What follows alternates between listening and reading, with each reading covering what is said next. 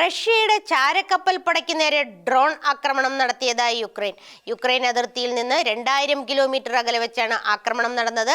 Russia യുക്രൈനിൽ അധിനിവേശം പൂർണ്ണതോതിൽ ആരംഭിച്ചതിന് ശേഷം മെഡിറ്ററേനിയൻ കടലിൽ നടന്ന ആദ്യ ആക്രമണമാണിത്.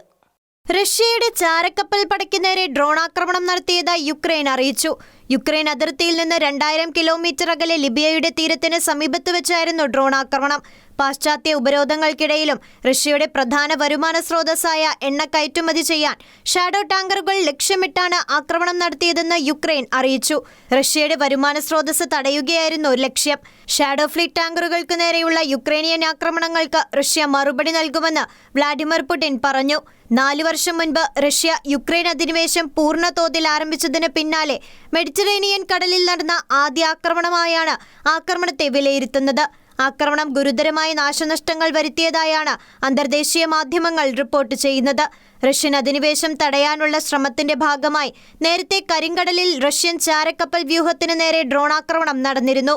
റഷ്യയുടെ ഓയിൽ ടാങ്കർ കപ്പലുകളായ വിരാട്, കൊറോസ് എന്നീ കപ്പലുകളാണ് ആക്രമിക്കപ്പെട്ടത്.